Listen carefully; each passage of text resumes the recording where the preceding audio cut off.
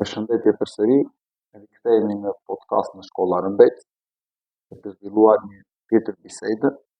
Kemi munguar për një farë kohë jo sepse nuk kishim çfarë bisedonin, por për shkak sepse në shkollën tonë ka pasur disa aktivitete të mëdha të njëpasnjëshme dhe e fundit është ajo që zhvillohet javën që vjen, që zhvillohet në shkollë është festivali i shkencave, kur dhe shkolla jonë është pjesëmarrëse dhe kam vendosur që podcastin ta orientoj tashmë në një drejtim tjetër. Do të zhvilloj një seri bisedash me histori suksesi. Ish nxënës të shkollës, të cilët kanë mbaruar studimet ose janë në studimet e larta në Tiranë, në degë të ndryshme, e cila për mendimin tim do të ndihmojë, do të shërbejë edhe për nxënësit që vijnë, për vëllezërat që vijnë, për të pasur një ide të orientimit të tyre të karrierës. Petra ishte e para që pranoi ftesën time, me këtë rast dua që t'u bëj një thirrje të gjithë ish nxënësve të kësaj shkolle, të cilët kanë një histori për të treguar, të bëhen pjesë e këtij seriali podcastesh. Mund të më kontaktojnë ose mua personalisht, ose mund të shkruajnë në faqja e shkollës. Kushdo që ka dëshirë, do të jetë pjesë e këtij podcasti. Po e filloj me të ftuarin e parë, Petra, mirë se erdhe. Mirë se gjeta, profesor. Po ju le të prezantojeni vetë. Po. Atëherë, si fillim shumë faleminderit për ftesën. Kënaqësia ime të jem këtu përballë jush, por të jem edhe e para që hap këtë listë që ju keni ndërmarrë. Ju përgëzoj për pjesën me fakti që keni sjellë një risi të re me podcastin në shkollë dhe që jeni akoma më afër edhe tek ne studentët që jemi ose të ne ish nxënësit që jemi larg tani, larg jush. Mundohemi të vimë edhe tek ju, por më shumë kemi të fokusuar më tek ata që kemi këtu. Patjetër. Normalisht, ikim breza, binte ri, kështu që kjo është puna e mësuesit, Petra. Petra, ju jeni studente në vitin e dytë në universitet. Unë nuk po zbuloj për degën, por a mund na tregosh ku studioni?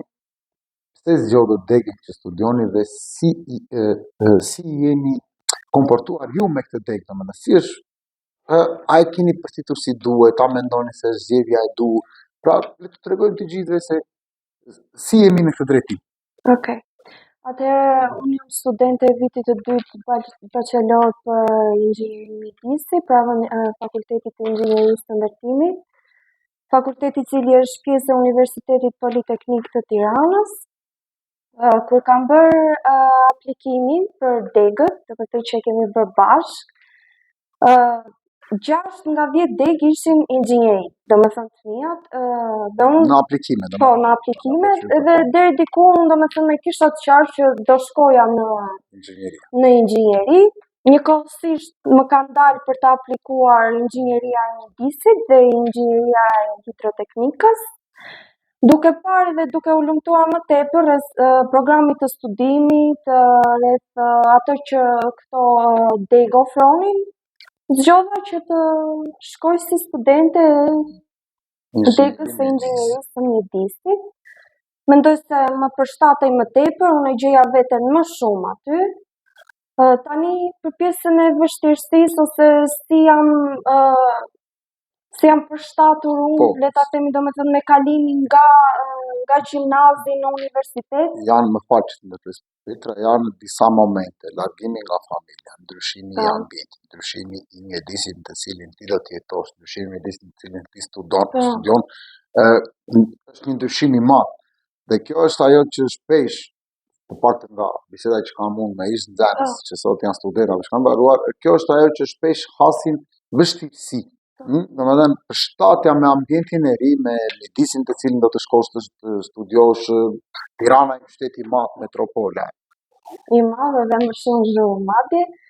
Atë vështirësia e parë fare për mua ka qenë fakti që ta pranoja që unë do largohesha nga familja, kisha zgjedhur një drejtim domethënë komplet ndryshe nga ç'a isha këtu, nuk do isha afër familjes, do isha domethënë me njerëz me shoqëri të ndryshme, me program studimi tjetër, komplet ndryshe me vështirësitë e veta, por që për mua ka qenë e vështirë, kanë qenë të paktën 2 muajt e parë, po, kanë qenë goxha të vështirë, madje ka pasur edhe raste kur thoja që do iki, do ta le, nuk e vazhdoj më. Ju ndot të gjithë, kjo është normale, po diku është ideja është tek sepse në fund fiton ai që reziston. Është si punë e luftës, kur shkojnë në luftë, fitimtarë ata janë ata që rezistojnë më shumë në fund, domethënë jo ata që triqen. Çfarë mund të thuash më tepër rreth degës? Programin të cilin studioni, përparësitë që mund të t'i jap kjo degë, sepse gjithçka është që studimi në fund duhet mbyllur me çfarë? Duhet mbyllur me një treg pune apo jo? Atëherë, dega vetë nga fjala inxhinieri ka të bëjë me shkencat eksakte.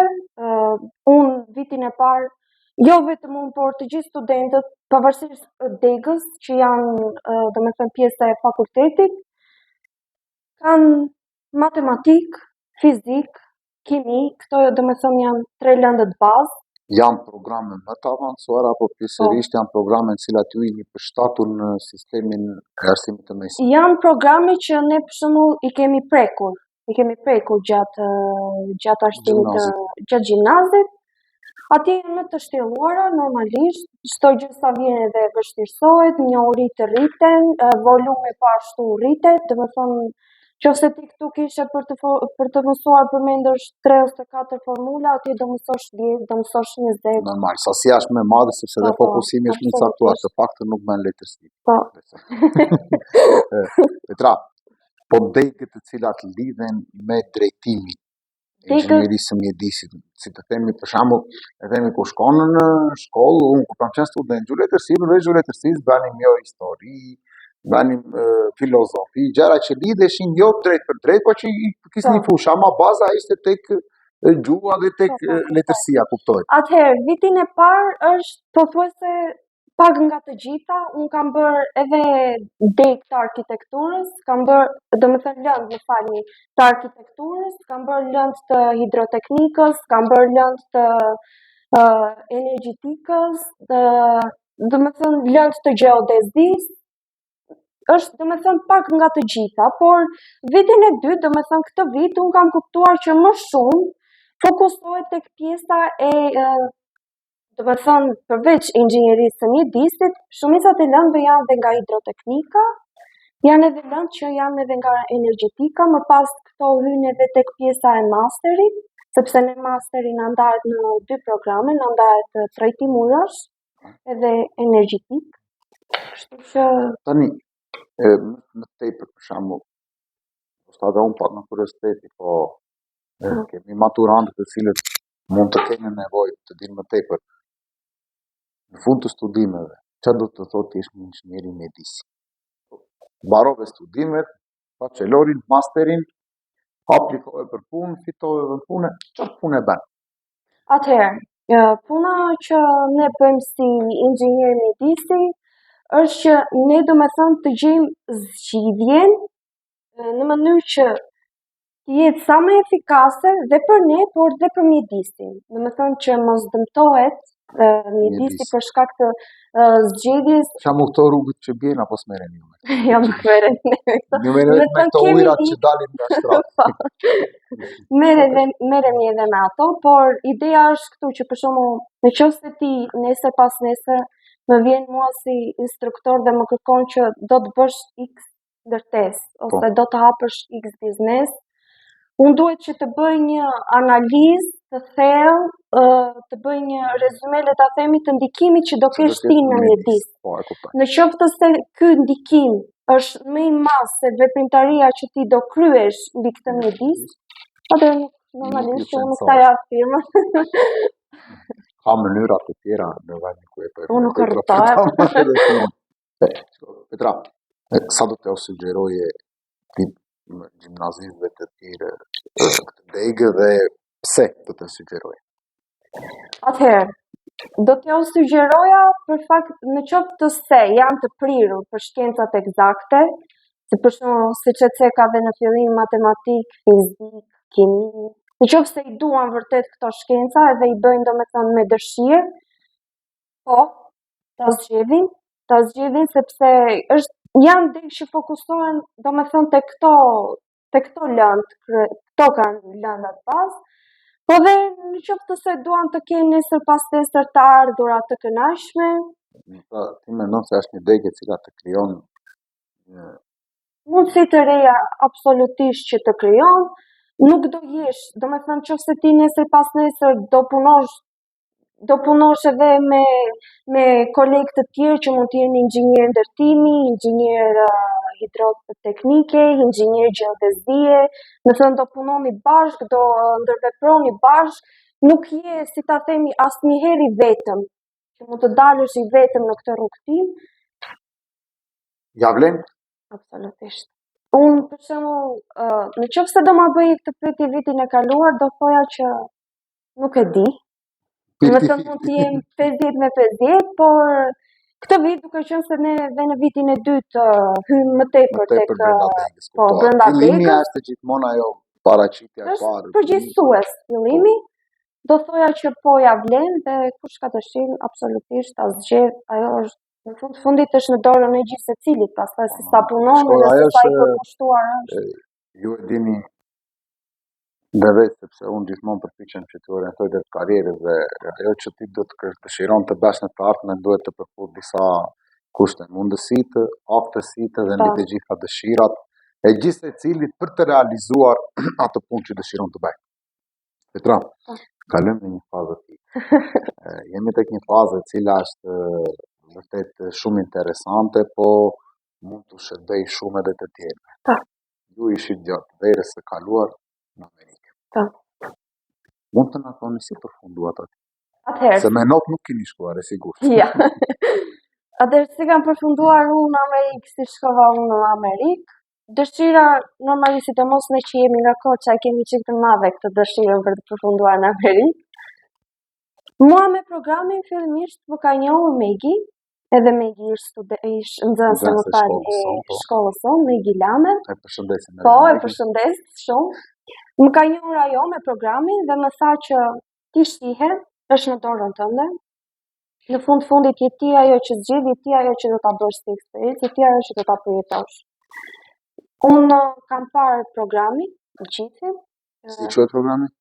Programi quhet Work and Travel. Work and Travel do më thënë që të punosh, po dhe njëkohësisht të udhëtosh. Pra një agjencie ka shumë atje në Tiranë, por ajo më sugjeroi agjencinë ku kishte aplikuar vetë. Unë kam parë programin, kam parë, domethënë, tarifat që më duhet të pagoja, sepse absolutisht kundrejt programit është dhe një tarifë e caktuar që duhet të paguash. Sa shkonte pagesa? Atëherë, gjithsesi. E them shkoj, them për informacion më tepër. Jo, është më mirë që ti thuash. Kushdo që ka dëshirë, sepse po e ndihmojmë në një farë mënyrë. Atëherë mua gjithsej, domethënë, si program më ka shkuar $2.300. Domethënë këtu pa përfshirë biletën. Dhe pa përfshirë qeranë dhe inshurancë që do t'i jepja unë pronarit direkt ditën e parë sa të shkoja në Amerikë. Si program ka shkon.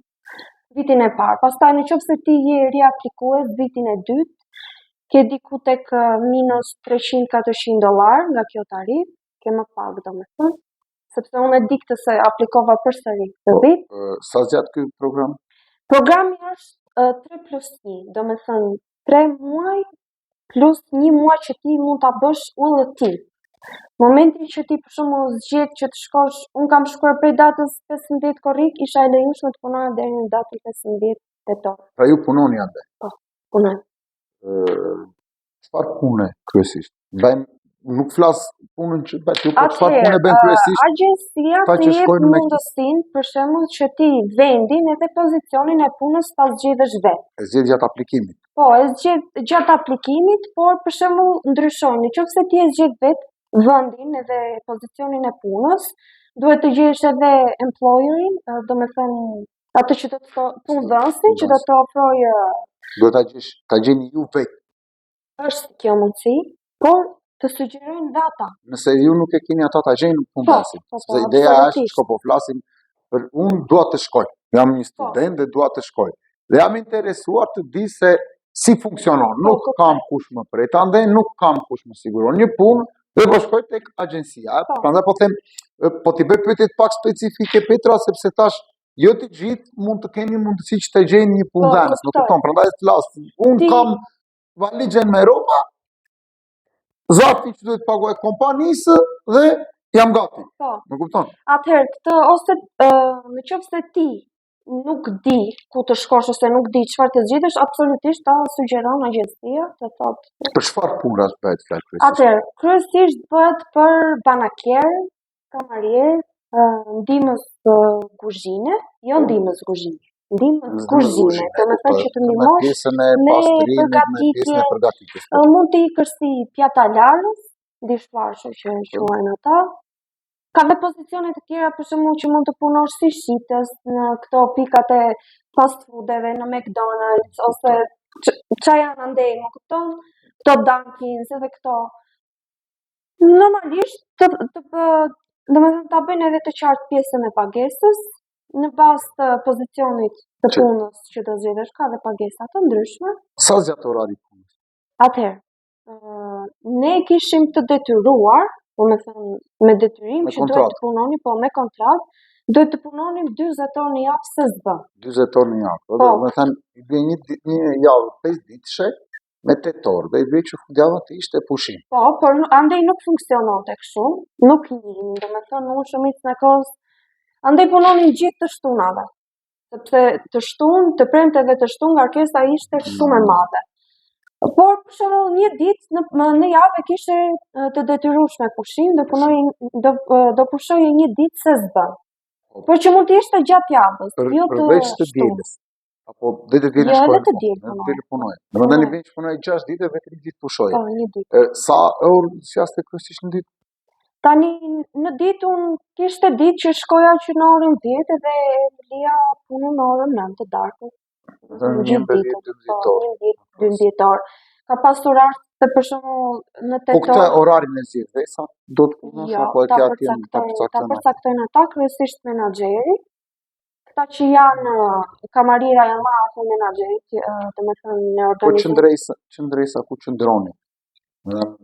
Ambienti ku flini, po, ambienti ku qëndronim ne ishin, domethënë kishim apartamentet tona. Për shembull unë që kam shkuar me Megin, ne kemi jetuar bashkë me një gocë tjetër turke nga Turqia. Kemi jetuar të treja në një apartament dhe kundrejt qëndrimit kemi paguar një pagesë për $600 në muaj. Për person apo për person? Po, një secili kishte brenda përfshej qiraja dhe diçka tjetër besa. Qiraja, ujin, dritat, internetin, domethënë ne paguanim vetë $600 dhe po pjesa e ushqimit. Tani për sa i përket pjesës së ushqimit, unë që punoja në kuzhinë nuk e kisha problem, se ne kishim të lejuar që të hanim brenda për brenda çfarë të donim, ndërsa këta që ishin kamariera nuk kishin ndonjë vakt të përfshirë. Konsumonin në shtëpi me shpenzimet e tyre. Përveç punës kishte, për shembull këto kompani të organizonin për shembull udhëtime apo vizita nëpër muze, kështu apo duhet të organizoshin vetë?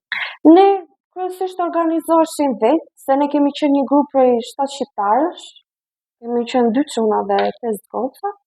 Edhe zakonisht kur donim që të udhëtonim, për shembull të shkonim siç thatë ju në një muze ose në kinema ose të shkonim në një fast fooderi, të shkonim në një qytet tjetër që e kishim më afër, i kërkonim punëdhënësit, i thonim që na i lën, na i mundëson dot pushim këtë ditë të gjithë dhe po absolutisht ishin shumë mirëkuptues. Për këtë pjesë ishin shumë mirëkuptues dhe na linin dhe kur lëviznim të gjithë bashkë, mund të lëviznim për shembull edhe me shoqërinë që bëm andej, nëse rastisnim që edhe ata ishin. Çfarë qyteti? Unë kam qenë në një qytet të Chicagos, Galena, quhej, ishte nëse do ta krahasonim me këtë është pak a shumë siç është Voskopoja ose Darda. Janë turistik. Eksperiencë e bukur është. E bukur e parë. Do të riktheheshin prapë. Po, do të rikthehen. A ka vetëm për Amerikën apo ka edhe për vende të tjera? Ka, sa unë tani nuk është se jam interesuar që të jap një përgjigje fikse, por me sa di ka edhe për Europën, për shembull në Gjermani. Mund të ikin kështu domethënë. Përveç eksperiencës, unë nuk e shikoj vetëm në anën ekonomike. Domethënë nuk do ta sugjeroja të gjithë, do ta sugjeroja të gjithë atyre që janë studentë. Në qoftë se kanë mundësi, domethënë dhe duan që të bëjnë diçka ndryshe, të përjetojnë një eksperiencë ndryshe, të njihen me kulturë tjetër, të njohin një version të ri të vetes së tyre. Zgjeron shoqërinë, zgjeron horizontin dhe Aq më tepër që ne jemi në shkollë rurale dhe i kemi më në mundësitë e zhvillimit i kemi më të pakta, e kuptoj, dhe më në nxënësit tanë kanë më të pakta mundësitë e zhvillimit. Kështu që është një mundësi e mirë. Po, shumë e mirë. Atëre Petra, po që se kemi gjithë të them?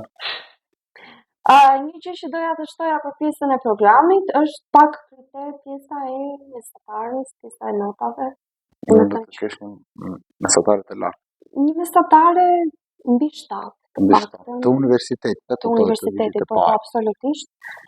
Duhet ta kesh mbi 7 sepse ti dhe intervistohesh nga ambasada amerikane, domethënë pasi ti ke përfunduar domethënë dorëzimin e dokumentave, sepse normalisht do dorëzosh një sër dokumentash që të kërkohet nga agjencia. Nëse ti ke plotësuar dokumentat, ke plotësuar formularin, është një formular online që ne e plotësojmë, nëse ke bërë dhe pagese me të gjitha tarifave, që janë 3 tarifa, atëherë të përcaktohet data për intervistën, do japësh intervistën dhe gjatë intervistës ti, domethënë është kriteri gjua angleze? Po, absolutisht. Është kriteri për gjua. Është kriteri. Të kesh njohuri të mira të gjuhës angleze. Duhet të kesh domethënë njohuri të mira komunikuese fillimisht, pastaj me kalimin e kohës ti mund edhe të përparosh vetë. Ideja është të dy ta njohësh mirë. Duhet ta njohësh, po absolutisht. Të gjithë ishte nxënësit të shkollës tonë dhe jo vetë. Petër në gjeni në Facebook, me Petra Ofani. Po.